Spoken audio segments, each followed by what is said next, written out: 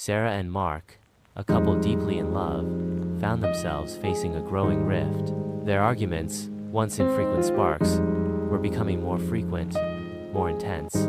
Sarah, a meticulous planner, felt overwhelmed by Mark's spontaneity, his tendency to leave things undone, his casual approach to deadlines. Mark, a free spirit, found Sarah's rigid schedule stifling, her constant need for organization frustrating. They were both hurting, but neither understood the source of their growing discontent.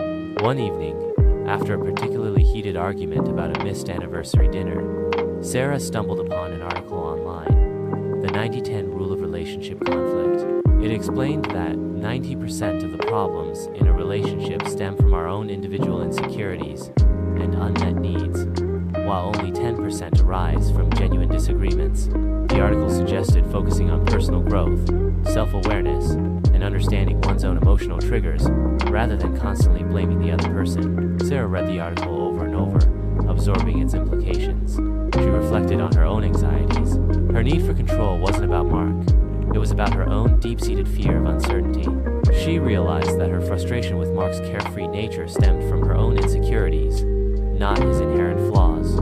She understood that her reactions were often disproportionate to the actual events. Suddenly, Mark's seemingly careless actions didn't seem so offensive. They were simply a reflection of his personality, not a direct attack on her. The next morning, Sarah approached Mark with a newfound perspective. Instead of launching into another argument about his forgetfulness, she calmly explained her own insecurities and how they fueled her reactions. She didn't blame him. She took ownership of her emotions. To her surprise, Mark listened intently. He too realized that his spontaneity wasn't a weapon. It was simply his way of being. He admitted that he often felt stifled by Sarah's strict routines, a feeling he hadn't fully acknowledged. They talked openly and honestly, not about who was right or wrong, but about their individual needs and vulnerabilities. The shift was immediate.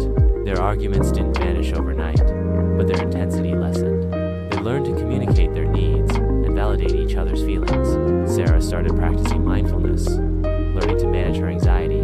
Mark began being more mindful of Sarah's need for structure, making conscious efforts to be more considerate and organized. They began to see their relationship not as a battleground of opposing forces, but as a shared journey of growth and understanding. The 90-10 rule didn't magically solve all their problems, but it gave them a new framework, a new lens through which to view their relationship, one that focused on self-awareness and empathy, paving the way for a stronger,